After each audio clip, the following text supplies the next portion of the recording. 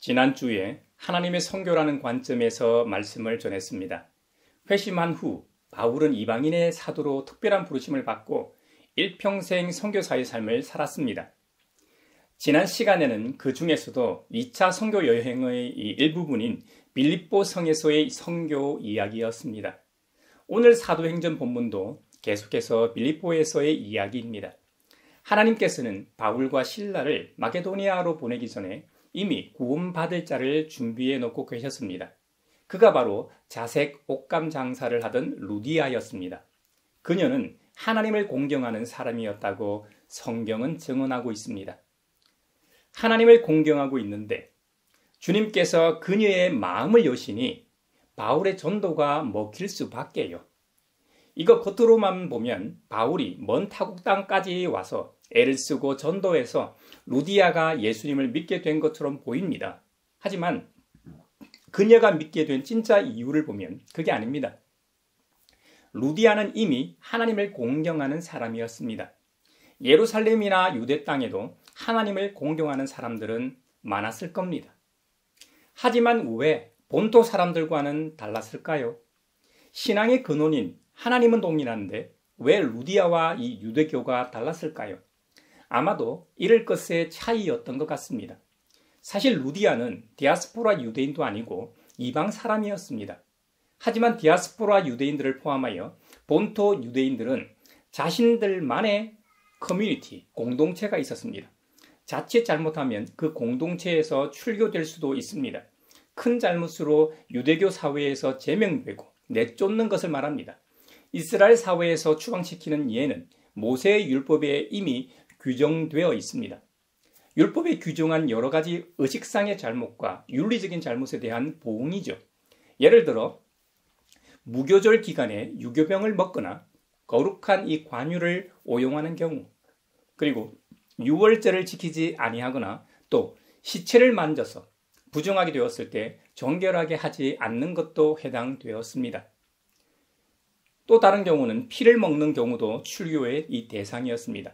사람의 피만 의미하는 것이 아니라 무슨 피든지 다 해당됩니다. 왜냐하면 생명이 피에 있는데 그 피가 죄를 속하는 용도로만 사용되어야 하기 때문이죠.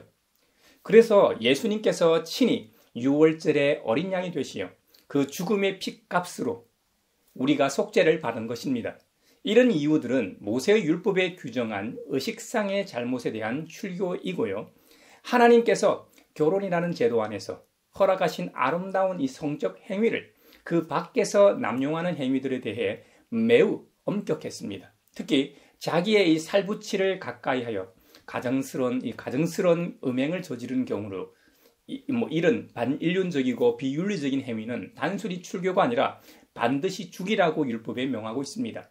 동성 간의 성행위나 짐승과 교합하는 것도 출교의 대상이었습니다. 또 우상 숭배, 인신 제사 같은 경우도 출교의 대상이었습니다. 한마디로 이 출교라는 것은 유대 사회에서 줄 수 있는 모든 사회 보장 제도에서 제외시킨다는 것을 의미합니다. 유대인들에게 있어 출교가 왜 그토록 가혹한 형벌이었냐면요. 그들이 생각한 구원이라는 것은 언약의 백성으로서 그 언약 백성 가운데 속하는 데서 비롯되는 것인데 그 사회에서 추방당하면 구원까지도 잃어버리는 것이 되는 것이기 때문에 두려워했던 것입니다. 예수님 당시에 유대 사회에서는 예수님과 관계된 사람들에 대해 출교 조치가 내려졌습니다. 실제로 요한복음에는 출교라는 단어가 3번 등장합니다. 요한복음 9장에 나면서부터 앞을 보지 못하는 장애인으로 태어난 사람이 실로암 못에서 예수님의 사랑으로 보는 기적이 일어났습니다. 그래서 날 때부터 그가 맹인이었던 사실을 잘 아는 사람들 입장에서는 이건 도저히 믿을 수 없는 기적 아닙니까? 그러니 실로암 맹인을 아는 사람들은 누구나 그를 보게 한 분에 대해 궁금해하고 할 수만 있다면 자신들도 그분을 믿으려고 하고 그분께 도움을 받으려고 할 겁니다. 그런데 예수님께서 실로암 맹인을 보게 하신 날이 하필이면 안식일이었습니다. 그 안식일 규정을 근거로 책잡아 말이죠. 예수님을 올가매는 것은 물론 예수님의 소식이 민중들에게 퍼지는 일을 막기 위해서 유대 당국에서 누구든지 예수님을 그리스도로 시인하는 자는 출교하기로 이미 결의하였기 때문입니다. 그리고 요한복음 12장에 보면 이미 당국의 이 관리자들 중에도 예수님을 믿는 이들이 적지 않았다고 기록하고 있습니다. 하지만 그들도 바리새인들이 중심이 되어 출교를 결정한 일 때문에 자신들이 예수님을 믿는 자들임을 드러내지 못했다고 증언하고 있습니다. 마지막으로 요한복음 16장에 보면 제자들이 유대 사회로부터 결국에는 출교당할 것을 예수님께서 예언적으로 말씀하시는 장면에도 등장합니다. 왜 유대 당국에서는 이런 출교라는 강력한 조치를 취했을까요? 예수님이나 그를 따르는 무리들, 특히 실로암 맹인같이 기적을 경험한 이들이 많아지면 많아질수록 기존 사회 질서 입장에서는 문제를 일으킬 세력으로 볼 수밖에 없었습니다.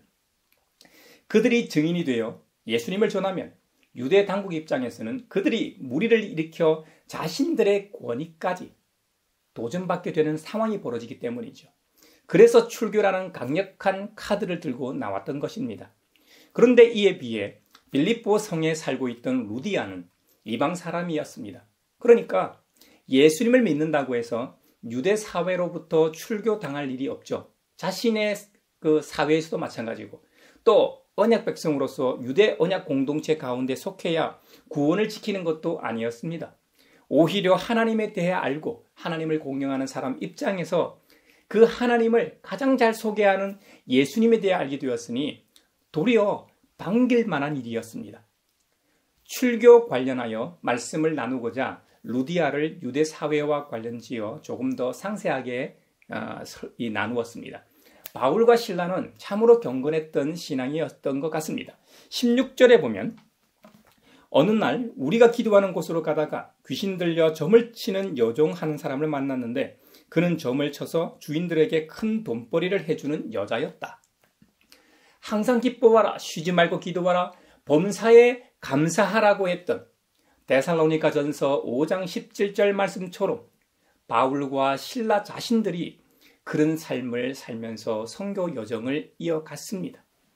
기독교 2000년 역사에 있어 가장 위대한 선교사로 불리는 사도 바울도 쉬지 않고 기도했다면 우리는 얼마나 더 기도해야 할까요? 친애하는 형제자매 여러분, 저와 여러분이 기도의 사람이 되길 바랍니다. 우리의 기도가 하늘에 상달되고 그 기도의 제목들이 땅에 떨어지지 않고 하나님의 때에 응답되어지길 바랍니다. 바울과 실라가 빌립보 지방에서도 경건 생활을 이어갔는데요. 특별한 장소를 정해놓고 기도하러 다녔던 모양입니다. 아마도 예수님처럼 인적이 드문 한적한 곳에 기도처를 정해 기도했던 것 같습니다. 그런데 귀신 들려 점을 치는 여종 한 사람이 바울과 실라를 따라다니면서 큰 소리로 외칩니다. 이 사람들은 지극히 높으신 하나님의 종들인데 여러분에게 구원의 길을 전하고 있다고 말이죠. 이 귀신 들린 여종이 며칠 동안 바울과 실라를 따라다니면서 귀찮게 하기도 하고 괴롭혔던 것 같습니다. 그래서 바울이 그 여종에게 말합니다. 사실 그 여종을 사로잡고 있는 귀신에게 명합니다. 내가 예수 그리스도의 이름으로 내게 명하노니 이 여자에게서 나오라. 바울이 주님의 이름으로 귀신을 쫓아내자 그 즉시로 귀신이 나왔습니다. 그 여종은 자유의 몸이 되었습니다만 그 여종의 주인 입장에서는 곤란해졌습니다. 점치는 귀신이 붙었다고 했잖아요. 여러분 지금도 얼마나 많은 사람들이 점치고 다닙니까? 대기업 총수 일가들이나 상류층에서는 공공연히 많이들 하지 않습니까? 무속 관련해서는 윤석열 김건희 부부가 정점을 찍었죠. 한덕수 부부도 무속한다고 하지 않습니까? 하물며 2000년 전 고대 사회에서는 어떻겠습니까? 점치는 사람을 절대적으로 믿고 신뢰할 수밖에 없었겠죠. 그런 상황에서 점치는 여종을 통해 돈벌이를 하던 주인 입장에서는 바울로 인해 아주 큰 손실을 입었습니다. 큰 손실 정도가 아니라 아예 수입원이 사라졌습니다. 그러니 가만히 두겠습니까? 점치는 주인은 아마도 그 번 돈으로 빌립보 지역에서 유력한 인사였을 겁니다. 고위 관리에 이르기까지 자신의 물질을 통해 깊은 공생 관계였을 겁니다. 그래서 바울과 실라를 잡아다 치안을 담당하던 책임자 앞에 세우고 누명을 씌웠습니다. 이 사람들은 유대인으로서 이 도시를 소란스럽게 한다고 하면서 로마인인 우리로서는 도저히 받아들일 수 없는 이상한 풍속을 선전한다고 고발했습니다. 이에 자초지종을 묻지도 않고 치안 책임자는 이해 관계에 의해 바울과 실라의 옷을 찢어버리고 이 매로 쳤습니다. 매질을 한 뒤에는 감옥에 가두었습니다. 바울과 실라는 경건한 선교사였다고 앞서 강조했습니다. 바울과 실라는 감옥에 갇힌 상황에서도 기도하면서 하나님을 찬양했습니다. 바울과 실라가 하나님을 찬양하는 노래소리를 함께 갇혀있던 죄수들도 듣고 있는데 갑자기 큰 지진이 일어났습니다. 지진으로 인해 옥문이 모두 열리고 죄수들의 수갑이며 착고까지 풀렸습니다.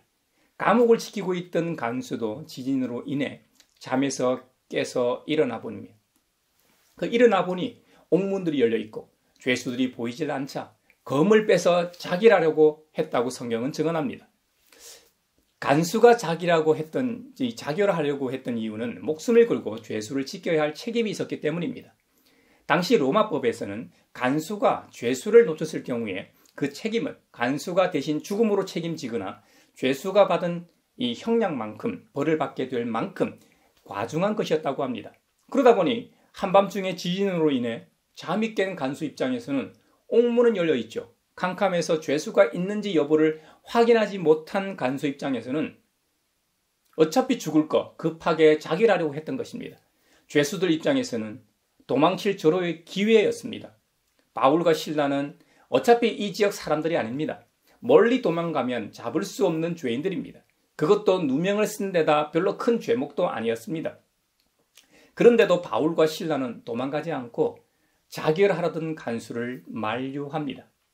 그러자 바울과 실라 앞에 엎드려 어떻게 해야 구원을 얻을 수 있는지 간수가 묻습니다. 이에 바울이 그 유명한 말씀을 선포하지 않습니까? 주 예수를 믿으라. 그리하면 너와 내 집이 구원을 받으리라. 주 예수를 믿으라. 그리하면 너와 내 집이 구원을 받으리라. 할렐루야. 이 영상을 보는 모든 분들과 그 집이 구원을 받기를 주님의 이름으로 축원합니다. 결국 다음날 치안 책임자는 바울과 실라를 풀어주라고 명합니다. 그래서 바울과 실라는 풀려나면서 자신들이 로마 시민임을 밝히고 로마 시민인 자신들을 유죄 판결도 내리지 않고 공공연히 때리고 감옥에 가두었다가 이제 와서 슬그머니 놓아주면 되겠는가? 라고 반박합니다. 치안 책임자가 직접 와서 석방해야 가겠다고 말합니다. 이에 치안 책임자들이 그 말을 듣고 직접 와서 바울과 실라를 위로하고 데리고 나가서 그 도시에서 떠나달라고 정중히 청한 뒤에 바울과 실라가 그 도시를 떠납니다. 떠나기 전에 빌립보 도시의 첫 신자 루디아의 집에 방문해 신도들을 위로하고 떠났죠. 여러분, 하나님의 선교는 신묘막측합니다. 루디아와 빌립보 감옥 간수와 그 집안 식구들을 구원하시기 위해 아시아로 비두니아로 가는 선교길을 막으시고 마케도니아로 이끄신 하나님의 놀라운 섭리입니다. 여기서 우리가 또 한 가지 생각해 볼 것은 바울과 실라는 도무지 벗어날 수 없는 괴롭고 처참한 상황에서 도리어 하나님을 찬양했습니다. 반면 감옥의 간수는 혼자서 자신의 무거운 짐을 감당할 수 없어서 자결하려고 했습니다. 이 두 입장은 완전히 대조적인 모습입니다. 여기에서 하나님께 구원받은 자와 구원받지 못한 자의 차이가 극명하게 드러납니다. 아무리 큰 고난과 역경이라고 할지라도 복음을 받아들인 그리스도인은 믿음 없는 간수처럼 좌절하지 않습니다. 그 모든 무거운 짐을 떠맡길 하나님이 계신 것을 믿고 바울과 실라처럼 위로를 얻습니다. 그리고 담대하게 나아갑니다. 여러분, 이것이 신앙의 신비입니다. 바울은 왜 어려움을 자처하며 선교사의 길을 나섰을까요? 물론 이방인의 사도로 부르심을 받았기 때문이죠. 이걸 요한계시록 마지막 22장의 말씀으로 말하면 주님께서 사도 바울을 선교사로 보내셨기 때문입니다.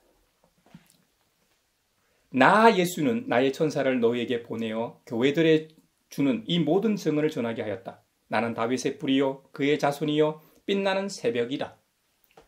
개역 개정판에서는 광명한 새벽별이라고 했죠. 여러분, 해와 달을 제외하면 동틀 무렵의 이 여명의 가장 밝은 별은 2000년 전이나 지금이나 비너스, 금성입니다.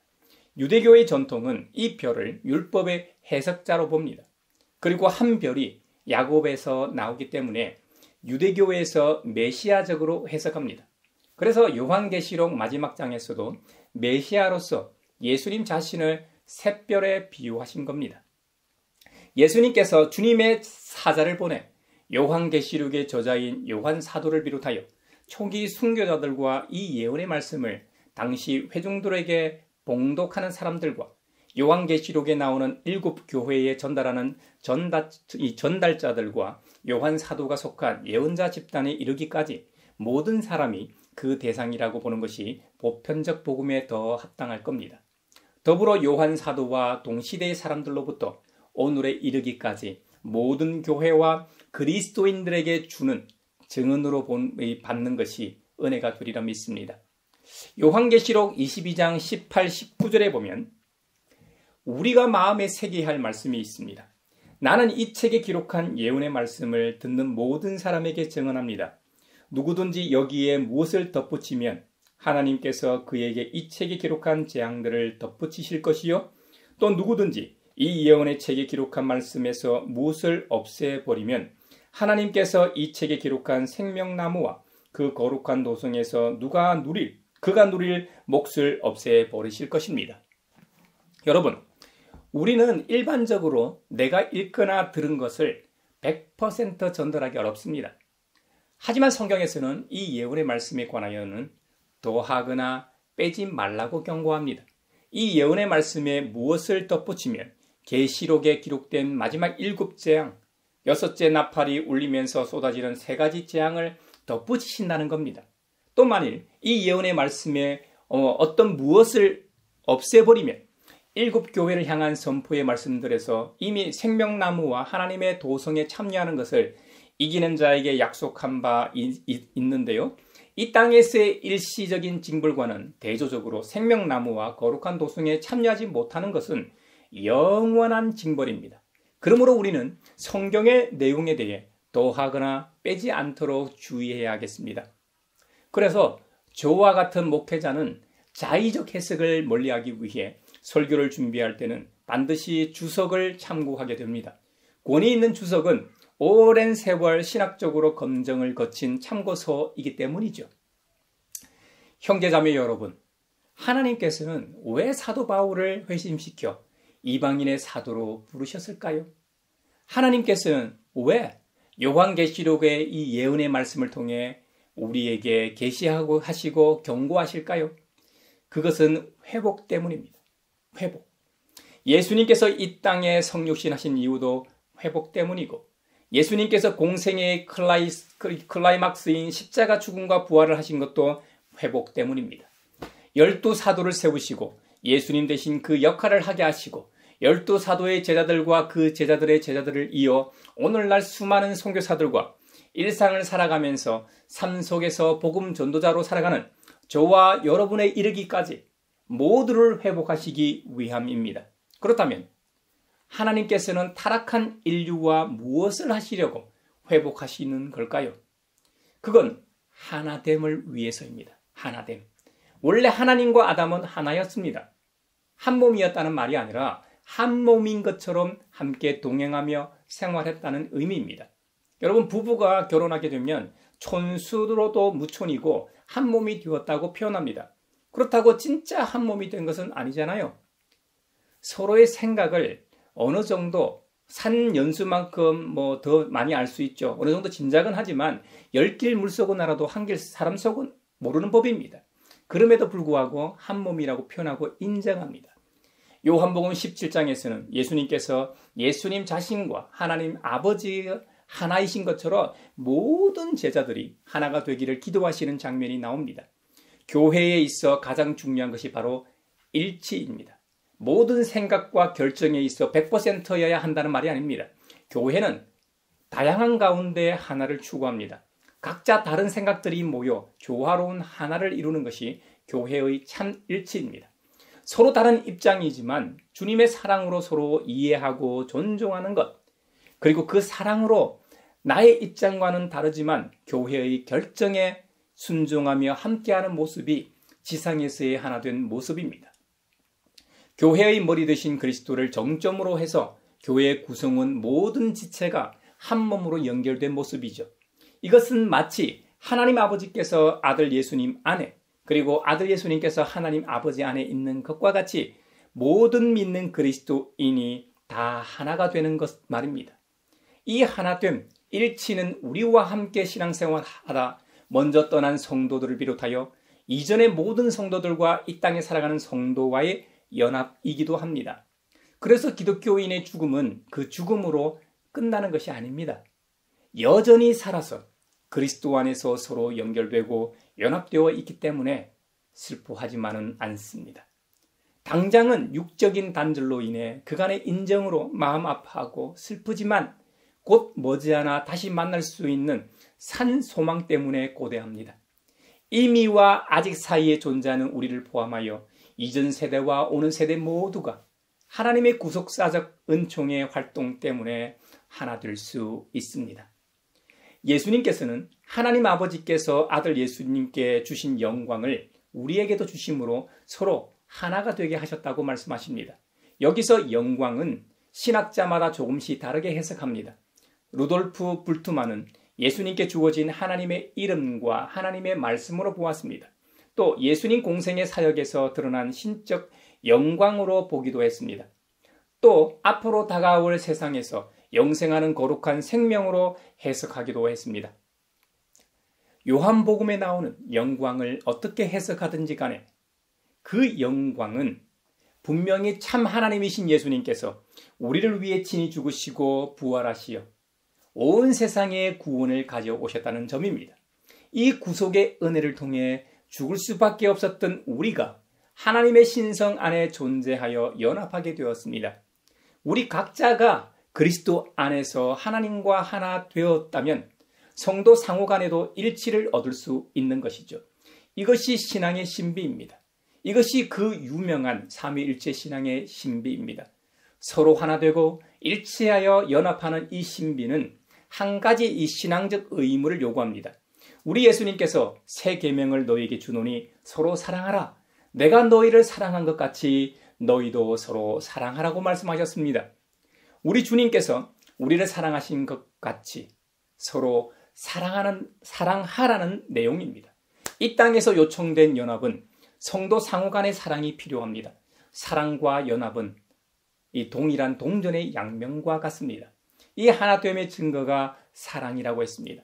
그래서 예수님께서는 아버지께서 나를 세상에 보내신 것과 아버지께서 나를 사랑하신 것과 같이 그들도 세상도 사랑하셨다는 것을 세상이 알게 하려는 것이라고 말씀하셨습니다.